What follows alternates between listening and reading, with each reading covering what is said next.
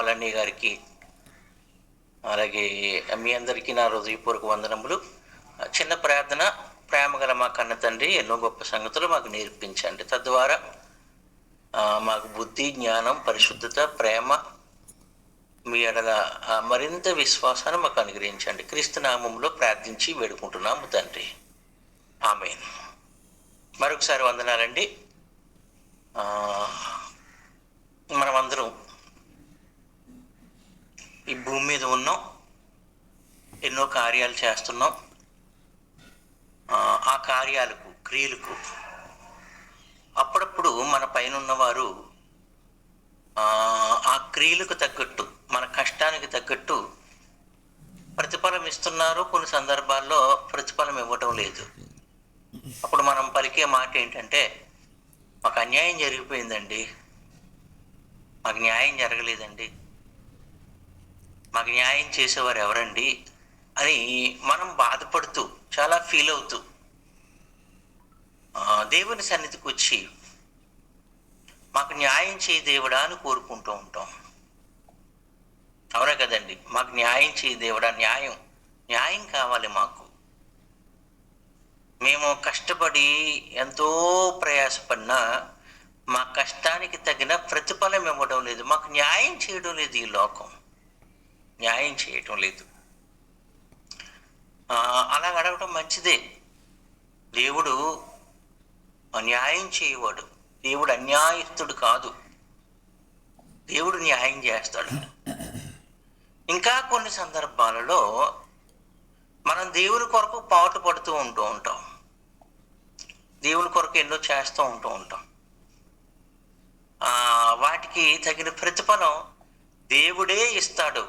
దేవుడు నాకు న్యాయం చేస్తాడండి. నేను దేవుని యందు భక్తి చేస్తున్నానండి, దైవ కార్యములు చేస్తున్నానండి, దేవుడు నాకు, నా కుటుంబానికి న్యాయం చేస్తాడు అని ఎదురు చూస్తూ ఉంటాం. అటువంటి సందర్భాల్లో కూడానండి, మనకి కొన్ని సందర్భాల్లో మనం ఆశించినంత దేవుని యొద్ద నుంచి దొరకదు. మనం ఏంటంటే, మన ఎక్స్పెక్టేషన్స్ ఎలా ఉంటాయంటే చాలా హైగా వెళ్ళిపోతాం. ప్రాంతాల్లో బలంగా వాడుకుని ఏదేదో ఊహించేసుకుంటూ ఉంటాం, ఏదేదో ఆలోచించేసుకుంటూ ఉంటాం. ఎలా ఫీల్ అయిపోతాం అంటే, నేను చాలా గొప్ప భక్తులను, గొప్ప సేవ చేసేస్తున్నాను, మరి గొప్పగా దేవుని ప్రార్థన చేస్తున్నాను, దేవుడు నన్నే ఇచ్చేస్తాడు, నాకే ఇచ్చేస్తాడు అన్న ఫీలింగ్లోకి వెళ్ళిపోతూ ఉంటాం. అయితే ప్రియమైన దేవుని పిల్లారా, దేవుడు న్యాయం చేస్తాడు. దేవుడు అన్యాయస్తుడు కాదు, న్యాయం చేస్తాడు. మనకి న్యాయం చేస్తాడు, మన చుట్టుపక్కల ఉన్న వారికి కూడా న్యాయం చేస్తూ ఉంటాడు. ఏమండి, లాస్ట్గా మనం ఆలోచిస్తేనంటే, దేవుడు మనకి రక్షణ ఇచ్చాడు కదండి. రక్షణ ఇవ్వటమే మరి గొప్ప కృప అంటారు. దాన్ని ఏమంటారంటే కృప అంటారు. మనం రక్షణలోకి వచ్చామంటే అదేదో మనం చేసిన గొప్ప గొప్ప నీతి కార్యాలను బట్టి కాదు. మనం రక్షణ పొందుకున్నామంటే అది దేవుని కృప. ఆ రక్షణ అనేది మనకు మాత్రమేనా, మన చుట్టుపక్కల వారికి కూడా అవసరం అంటే మనకు మాత్రమే కాదు, అందరూ రక్షణ పొంది సత్యముల గురించి అనుభవ జ్ఞానం కలవారై ఉండాలని దేవుడు కోరుకుంటున్నాడు. రక్షణ ఇవ్వాలని దేవుడు కోరుకుంటున్నాడు. ఏమండి, రక్షణ ఇచ్చు విషయంలో కూడా కొన్ని సందర్భాల్లో మనం ఏంటంటే చాలా హైలీ థింకింగ్లోకి వెళ్ళిపోయి, దేవుడు నాకు న్యాయం చేయలేదు అన్న ఆ యొక్క ఫీలింగ్స్ మనకు వచ్చేస్తూ ఉంటాయి. అటువంటి పరిస్థితులు మనకు ఎదురవుతాయని దేవుడు కొన్ని సందర్భాలను, కొన్ని ఉపమానాలను యేసుక్రీస్తు ద్వారా బైబిల్ గ్రంథంలో రాయించాడు. ఏమండి, అందులో ఒక ఉపమానం మనం చూద్దాం. మత్తయి సువార్త 20వ అధ్యాయము. మత్తయి సువార్త 20వ అధ్యాయము. అందరూ తీసి పెట్టుకుంటే చాలా సంతోషం, చాలా మంచిది, చాలా మంచి విషయాలు. మీరు విన్న విషయమే, మీకు కొత్తదేం కాదు, ఇది చాలాసార్లు విన్న విషయమే. మత్తయి సువార్త 20వ అధ్యాయం 1వ వచనం నుంచి, ఏలయనగా పరలోక రాజ్యము ఒక ఇంటి యజమానిని పోలి ఉన్నది. దేనికోసం చెప్తున్నాడు? పరలోక రాజ్యం కోసం చెప్తున్నాడు. ఒక ఇంటి యజమానిని పోలి ఉంది. పోలికతో చెప్తున్నాడు అనమాట.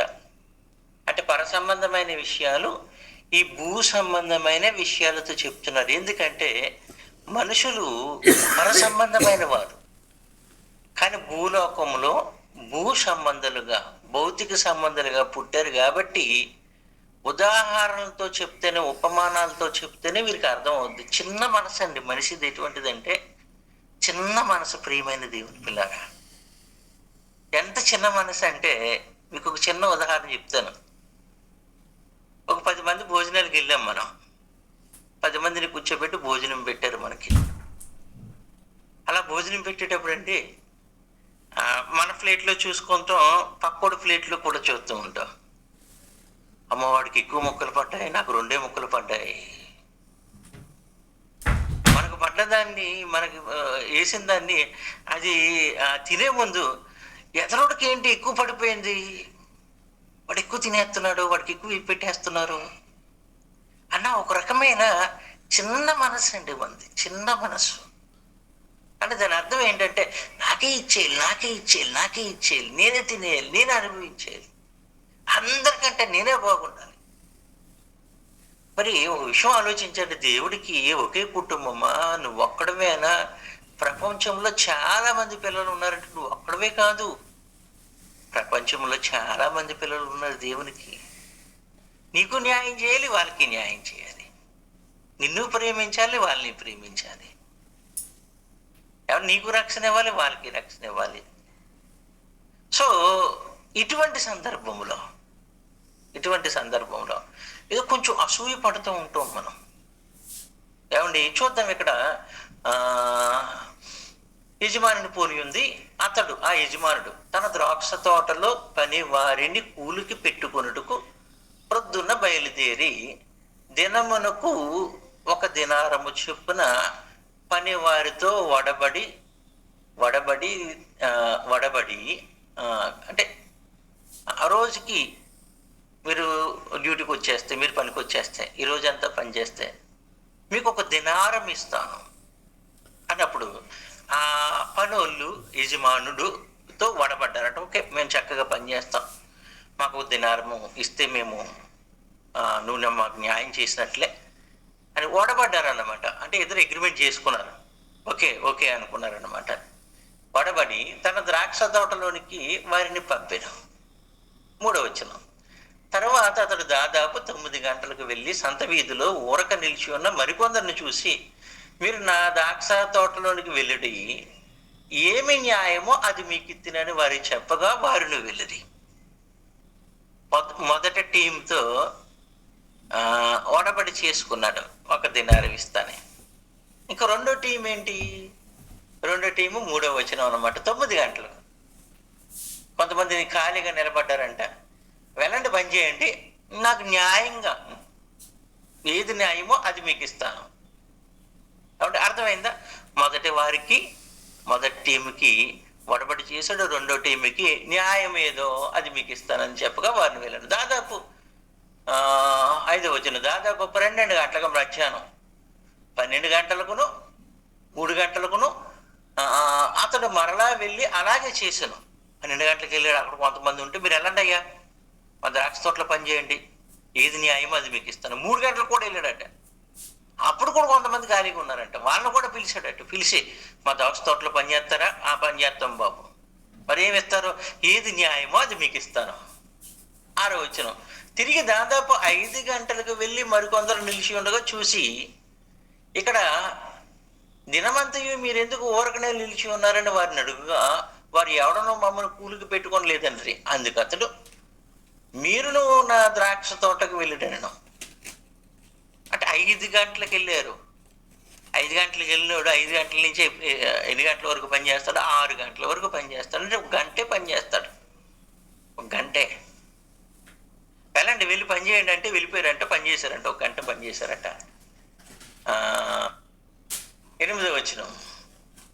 సాయంకాలం అయినప్పుడు ఆ ద్రాక్ష తోట యజమానుడు తన గృహ నిర్వాహకుని చూచి పనివారిని పిలిచి, చివర వచ్చిన వారు మొదలుకొని మొదట వచ్చిన వారి వరకు వారికి కూలి ఇమ్మని చెప్పెను. ఏమండి, ఉదయాన్నే ఒక గ్రూపు వాళ్ళతో ఒడంబడి చేశాడు, 1 దినారం ఇస్తానని. 9 గంటలకు ఒక గ్రూపు, వాళ్ళకి మీకు న్యాయం ఏదో ఇస్తానన్నాడు. 12 గంటలకు ఒక గ్రూపు, 3 గంటలకు ఒక గ్రూపు, అది సాయంకాలం 5 గంటలకు ఒక గ్రూపు. ఏమండి, వీళ్ళందరినీ నిలబెట్టాడు. వాళ్ళందరికీ కూలి ఇవ్వడానికి యజమానుడు సిద్ధపడ్డాడు. సిద్ధపడినప్పుడు మొదట ఎవరిని పిలిచాడు అంటే, 1 గంట పని చేశాడు కదా, సాయంకాలం 5 గంటలకు వచ్చినాడు. ఏమండి, 9వ వచనం, 8వ వచనం, 9వ వచనం, దాదాపు 5 గంటలకు కూలికి కుదిరిన వారు వచ్చి 1 దినారము చొప్పున తీసుకునిరి. గంట పని చేసిన వాళ్ళకి కూడా ఎంత ఇచ్చాడంట? ఫస్ట్ కూలి ఎవరికి ఇచ్చాడంట? సాయంకాలము 5 గంటలకు వచ్చిన వాళ్ళకి 1 దినారము చొప్పున ఇచ్చాడంట. కుదిరిన వారికి వచ్చి 1 దినారం చొప్పున వచ్చి 10వ వచనం, మొదటి వారు తమకు ఎక్కువ దొరుకుననుకునిరి. అంటే ఉదయాన్నే వచ్చారు కదా, 1 దినారము ఒడంబడికి చేసుకున్నారు కదా, వాళ్ళకి ఇచ్చేటప్పుడు వాళ్ళు ఏమనుకున్నారంట? గంట పని చేసినోడికే 1 దినారం ఇచ్చినప్పుడు నేను ఉదయం 7 గంటల నుంచి పని చేస్తున్నాను కదా, 7 గంటల నుంచి పని చేస్తున్నాను కదా, నాకెంత ఇస్తాడో అనుకున్నారంట వీళ్ళు. 1 దినారము చొప్పున మొదట వచ్చిన వారు తమకు ఎక్కువ దొరికిన అనుకున్నారు, కానీ వారికి ఒక్కో దినారము చొప్పుననే దొరికిన. 11వ వచనం, వారు అది తీసుకుని చివర వచ్చిన వీరు 1 గంట మాత్రమే పని చేసిన పగలంతయు కష్టపడి ఎండ బాధను సహించిన మాతో వారికి సమానము చేసితివే అని ఆ ఇంటి యజమాని మీద సనుక్కున్నారంట వీళ్ళు.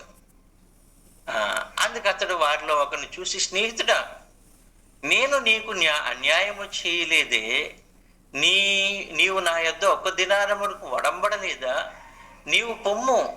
నీవు తీసుకుని పొమ్ము, నీ సొమ్ము నీవు తీసుకుని పొమ్ము, నీకిచ్చినట్టే కడపట వచ్చిన వీరికి ఇచ్చుట నాకు ఇష్టమైనది, న్యాయమైనది అనలేదు అక్కడ, నాకు ఇష్టమైనది.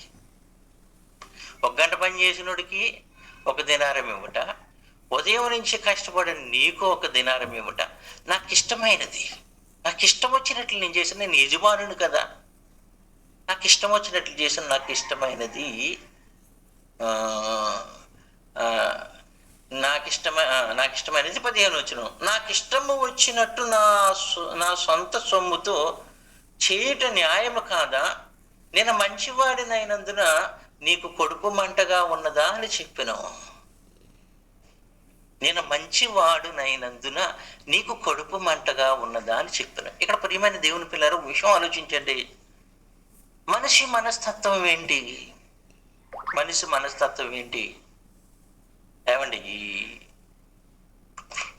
ఇతరులతో తనను సమానముగా చేయటం మనిషి ఒప్పుకోడండి. ఎప్పుడు నన్ను ఒప్పుకోడు. ఉదాహరణకి, ఇంట్లో భార్య, ఇంట్లో తల్లి, కాబట్టి పురుషులు భార్యను, తల్లిని, ఏమండి, వీళ్ళిద్దరిని సమానంగా చూసుకున్నాడు అనుకోండి, అటు తల్లి కుళ్ళేసుకుంటుంది, ఇటు భార్య కుళ్ళేసుకుంటుంది.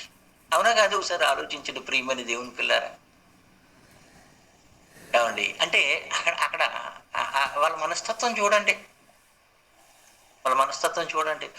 నాకు చేరుకున్నాడు, వాళ్ళ అమ్మకి చేరుకున్నాడు. నా చీర కంటే వాళ్ళ అమ్మకు కొన్న చీరే బాగుంది, నేను ఎంత కష్టపడుతున్నాను.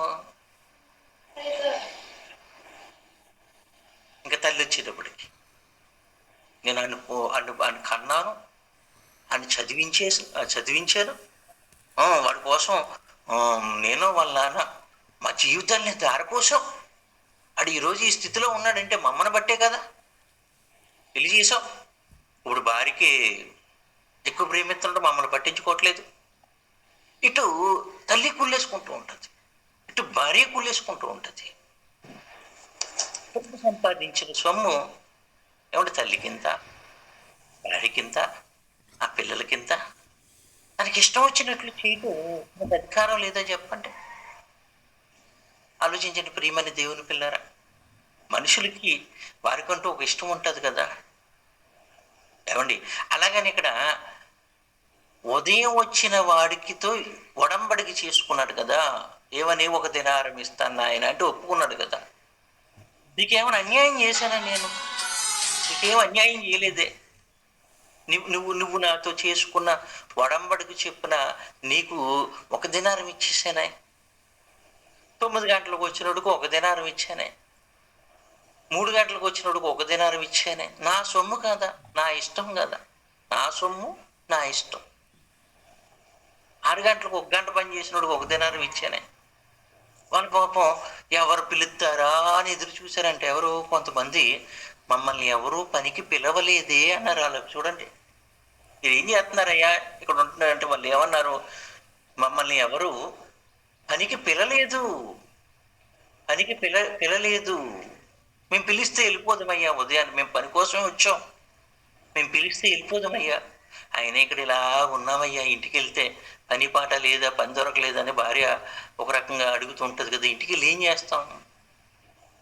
ఇక్కడ చూడండి, నేను మంచి వాడనైనందుకు నీకు కడుపు మంటగా ఉన్నదా అని ఒక పదం వాడేశాడు దేవుడు. దేవుడు ప్రేమ దేవుని పిల్లారా, ఇక్కడ ప్రశ్న వేసుకుందాం. ఏమండి, యాక్చువల్లీ న్యాయంగా చెప్పాలి అంటే ఒడంబడిక చేసిన వాళ్ళకి ఒక దినారం ఇచ్చి, ఎవరైతే మధ్యాహ్నం నుంచి వచ్చారో వాళ్ళకి అర దినారం ఇవ్వాలి. అర దినారం ఇవ్వాలి. 5 గంటలకు వచ్చిన వాళ్ళకి ఒక పావలా ఇవ్వాలి. అప్పుడు మొదటోడు నిజంగానండి ఇతను చాలా న్యాయవంతుడేనండి. వీళ్ళు కూడా ఏం చెప్పుకోవాలి, సగం దినారం వచ్చింది, మేము మధ్యాహ్నం నుంచి వచ్చే కదండి, సో మాకు సగం దినారం ఇచ్చారండి, న్యాయమే చేశాడని అనుకోవాలి. ఇక్కడ యజమానుడు న్యాయం చేశాడా లేకపోతే కృప చూపిస్తున్నాడా? యాక్చువల్లీ 5 గంటలకు వచ్చినప్పుడు 5 గంటలు వచ్చినప్పటికి ఒక దినారమే అనేది న్యాయం చేయటమా లేకపోతే అతని మీద జాలి పడటమా? ఒకసారి ఆలోచించండి ప్రియ దేవుని పిల్లరా. వాళ్ళకి న్యాయం చేశాడా, వాళ్ళ మీద జాలి పడ్డాడా? వాళ్ళకి న్యాయం చేయలేదు, వాళ్ళ మీద ఏం పడ్డాడు అంటే జాలి పడ్డాడు. వాళ్ళ మీద కనికరం చూపించాడు. ఎందుకంటే పాపం పని కోసం ఎదురు చూశారు, ఎవరైనా పనికి పిలుస్తారేమో ఎదురు చూశారు, ఇంటికి వెళ్ళకుండా ఎవరైనా పిలుస్తారేమో ఎదురు చూశారు. నేను పిలవగానే సో ఇక్కడ ఒకసారి ఆలోచించండి. దేవుడు న్యాయము చేస్తాడు, దేవుడు న్యాయం చేస్తాడు. దీనుల పట్ల దేవుడు ఏం చేస్తాడంటే కృప చూపిస్తాడు. 5 గంటలకు వచ్చిన వాడికి ఒక దినారం ఇవ్వడం అనేది అది న్యాయం కాదు. అదేంటంటే అది కనికరించి కృప చూపించాడు. కృప చూపించాడు. ఉదయాన్నే వచ్చిన వాడికి కృప చూపించలేదు, ఏం చూపించాడు? వాడి జీతం ఇచ్చి వాడికి న్యాయం చేశాడు. ఇప్పుడు మనం 8 గంటలు కష్టపడుతున్నాం, 8 గంటలకు 650, 700 ఇస్తున్నారు అంటే అక్కడ మనకి ఏం చేశారు? న్యాయం చేశారు. మనకి మన పనికి, మన కష్టానికి తగిన న్యాయం చేశారు. కానీ సాయంకాలం 5 గంటలకు వచ్చినోడికి అదే 600, అదే 700 మొదటి తోటితో సమానంగా ఇచ్చారంటే అక్కడ న్యాయం చేశారా? అక్కడ కృప చూపించాడా దేవుడు? కృప చూపిస్తున్నాడు అనమాట. ఇప్పుడు దేవుని యొద్ద మనం న్యాయాన్ని కోరుకుందామా, కృపను కోరుకుందామా? ఆలోచించండి. ఏమంటే దేవుడా నాకు న్యాయం చేయ, దేవుడు న్యాయం చేయ, దేవుడు న్యాయం చేయ, దేవుడు అంటే న్యాయం చేస్తే మనకి 6:30కి వస్తే ప్రార్థన అవుతుంది. దేవుడి పట్ల మనం ఏం కోరుకోవాలంటే నా పట్ల కృప చూపించు దేవుడా, నా పట్ల కృప చూపించు. ఇక్కడ ఒక విషయం గమనిద్దాం. ఏమండి, ఇది చెప్పాడు యేసు ఉపమానం. సాయంత్రం లాస్ట్ దిగింది గా మీ ఇంటికి ఈ ఇంటికి విషయం తెలుసుకుని తీసుకెళ్ళిపోతుంది ఫ్యామిలీ ఇంటికి ముగించేస్తాం. తీసుకెళ్ళిపోతాం మీ ఇంటికి ఈ ఉపమానం ఎందుకు ఆ చెప్పాడు హెడ్లో యేసుక్రీస్తు తీసుకెళ్ళిపోతే వారు, కొద్దిగా అది క్లీన్ అది చేయాలి మనం ఆయిల్ వేయాలి తెలుసుకోవాలి. కాబట్టి సందర్భం ఏంటంటే, అది చెప్పాలి సందర్భంలోకి ఇప్పుడు మనం అది పైన వెళ్ళిపోతే, ఉన్నాయి ఇది చెప్పాలి 20 కదా అధ్యాయం కదా, 20 అధ్యాయం ఏలే అనగా అని నేను ప్రారంభించాడు కదా. 6:30 ఫోన్ 19వ చేస్తాను 6:30 అధ్యాయానికి ఫోన్ వెళ్ళిపోతే, చేస్తాను 19వ అధ్యాయంలో 16వ వచనం, ఈ- ఇదిగో ఒకడు ఆయన యొద్దకు వచ్చాడు వచ్చి, వచ్చాడు బోధకుడా, 6:30 వచ్చాడు నిత్య ప్రార్థన జీవం అయిపోతే పొందుటకు వచ్చాడు నేను ఏ మంచి ప్రార్థనకి వచ్చాడు కార్యములు చేయవలనని ఓకే ఓకే ఆయనను అడిగాను. ఓకే డాడీ ఓకే సందర్భం ప్రైజ్ ఏంటి? ప్రైజ్ పరలోకము లేకపోతే నిత్య జీవం పొందడానికి ఏ మంచి కార్యాలు చేయాలి? ఏమండి, ఆయన 18వ వచనంలో ఏమన్నాడు యేసు, నరహత్య చేయవద్దు, వ్యభిచరించవద్దు, దొంగలించవద్దు, అబద్ధ సాక్ష్యం పలకొద్దు, తల్లిదండ్రులు సన్మానించము, నిన్ను వల్ల నీ పొరుగు వారిని ప్రేమించము అని చెప్పున. అందుకు ఆ యవనస్తుడు, ఇవన్నీ అనుసరించుచూనే ఉన్నాను, ఇవన్నీ అందుకు ఆ యవనస్తుడు, ఇవన్నీ అనుసరించుచూనే ఉన్నాను, ఇక నాకు ఏది కొదువు అని ఆయన అడిగను. అందుకు నీవు పరిపూర్ణ రోడ్డు కోరిని ఎడ్ల నీవు పోయి నీ ఆస్తి నమ్మి బేదలకు ఇచ్చాయి, అప్పుడు పరలోకమందు నీకు ధనం కలుగును. ఇక్కడ ఆలోచించండి, ఈ యవనస్తుడు ఎటువంటి వాడంటే, ఉదయం నుంచి పనిచేసిన వాళ్ళు అంటాడు, ఉదయం నుంచి పనిచేసిన వాళ్ళు అంటాడు. అంటే పాత నిబంధనల్లో దేవుడు ఇశ్రాయేలీయులతో ఒక ఒడంబడిక చేసుకున్నాడు, ఒక ఒప్పందం చేసుకున్నాడు. ఏంటంటే ఒప్పందం 10 ఆజ్ఞలు ఇచ్చి, బాగా వినాలి 10 ఆజ్ఞలు ఇచ్చి మీరు ఈ ఆజ్ఞలన్నీ నెరవేరిస్తే క్రియలు మేము మిమ్మల్ని పాలు తేళ్లు ప్రవహించు కానాను దేశానికి నడిపిస్తాను. ఇంకా చెప్పుకోవాలంటే మీకు పరలోకాన్ని ఇస్తాను, నిత్య జీవం ఇస్తాను అని వాళ్ళతో ఒడంబడిక చేసుకున్నాడు. అర్థమైందండి?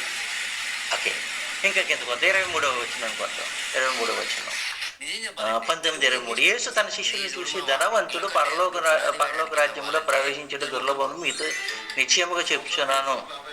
ఇదిగాక ధనవంతుడు పరలోక రాజ్యంలో ప్రవేశించడం అంటే సూది బెజ్జంలో ఒంటి దూరుట సులభము. 25 శిష్యులు ఆ మాట విని మిక్కిలి ఆశ్చర్యపడి, అలాగైతే ఎవడో రక్షణ పొందగలడని అడుగుగా, యేసు వారిని చూసి, ఇది మనుషులకు అసాధ్యమే గాని దేవునికి సమస్తము సాధ్యమని చెప్పాను. ఏమండి, సబ్జెక్ట్ సందర్భం సందర్భం ఏ విషయంలో నడుస్తుంది? ఏ విషయంలో అంటే పరలోకం, నిత్య జీవం ఇచ్చే యజమానుడు ఎవరంటే తండ్రి అయిన దేవుడు. పొందుకునే వారు ఎవరు? మనం. పాత నిబంధనలో ఇశ్రాయేలీలు, వాళ్ళు ఏంటంటే క్రియలు, తల్లిదండ్రులు సన్మానించము, నిన్ను వల్ల నీ పొరుగు వారిని ప్రేమించము. ఇక్కడ కొత్త నిబంధనకు వచ్చేటప్పటికి విశ్వాసము మూలముగానే రక్షింపబడతావు. విశ్వాసము మూలముగా. పాత నిబంధనలో దేవునితో ఒడంబడిక చేసుకున్న ఇశ్రాయేలీలు, కొత్త నిబంధనలో దేవుడు పిలుస్తున్నవారు సువార్త ద్వారా మనం పిలువబడ్డాం. ముందు మనల్ని పిలిచాడా, ఇశ్రాయేలుని పిలిచాడా? ముందు అన్యజనుల్ని పిలిచాడా, ఇశ్రాయేలుని పిలిచాడా? ఇశ్రాయేలుని పిలిచాడు. ఎప్పుడు? ఉదయాన్నే. వాళ్ళతో ఒడంబడిక చేసుకున్నాడు. వాళ్ళకి ఆజ్ఞలు ఇచ్చాడు. ఇప్పుడు ఉంటే చాలా ఏండ్ల తర్వాత, దగ్గర సాయంకాలం అయిపోతుంది. ఇటువంటి తరుణంలో అన్యజనులైనా మనల్ని పిలుచుకున్నాడు. మధ్యలో పిలుస్తూనే ఉన్నాడు. ప్రియమైన దేవుని పిల్లారా, వాళ్ళకి పరలోకం ఇస్తాడు, మనకి పరలోకం ఇస్తాడు. వాళ్ళకి పరలోకం ఇస్తాడు, మనకి పరలోకం ఇస్తాడు. మనము రక్షణలోకి చాలా లేటుగా వచ్చాం. అన్యజనులకు రక్షణ అనేది కొంచెం లేటుగా దొరికింది. అయినప్పటికీ ఇశ్రాయేలీలతో మనము సమాన వారసులమవుతాం. ఎవరితోటి? ఇశ్రాయేలీలతో సమాన వారసులమవుతాం. ఉదయము ఒక దినారమునకు ఒడంబడిక చేసుకున్న వానితో సాయంకాలము 5 గంటలకు వచ్చి 1 గంటే పని చేశాడు కదా, వాడు ఏమవుతున్నాడు ప్రతిఫలం తీసుకునేటప్పటికి? 1 గంటే పని చేసిన వాడు ఉదయం నుంచి పని చేసిన వాడితో సమానంగా కూలి తీసుకుంటున్నాడు. ఉదయం పిలువబడి ఒడంబడిక చేసుకున్నవాడికి దేవుడు న్యాయం చేశాడు. ఆఖరణ పిలువబడిన వాడికి దేవుడు ఏం చూపించాడంటే కృప చూపించాడు. మీకు అర్థమైందో లేదో? దైవజనులకైనా ఈ విషయం అర్థం అవ్వాలని నేను కోరుకుంటున్నాను. ఏమండి, మనము క్రియల మూలముగా కాకుండా దేవుని కృప వల్లనే రక్షణ పొందుకుంటున్నాం. ఆయన కృప వల్లనే పొందుకుంటున్నాం. ఏమండి, సో మనం దేవుడా న్యాయం చేయమంటే మనం మనం మన నీతి క్రియలు ఏమున్నాయి చెప్పండి? మన క్రియలు పెద్ద ఏం కాదు. దేవుడి మనకి చాలా ముఖ్యమైనది. కృప వలననే రక్షింపబడుతున్నాం. కృప వలననే పరలోకం మనం పొందుకుంటున్నామంటే అది దేవుడు అనుగ్రహించి కృప వలననే. రక్షణలోకి వచ్చామంటే అది దేవుడు అనుగ్రహించి కృప వలననే. ఈరోజు నేను గుండె ఆగిపోకుండా ఏమండి మరలా మీ ముందు ఇలా కూర్చొని దేవుని యొక్క వాక్యం చెప్తున్నానంటే అది నా గొప్పతనం కాదు. అది ఎవరి గొప్పతనం అంటే అది ఎవరి కృప అంటే దేవుని కృప అంటే దేవుని కృప. సో కృప అంటే ఏంటి పాస్టర్ గారు?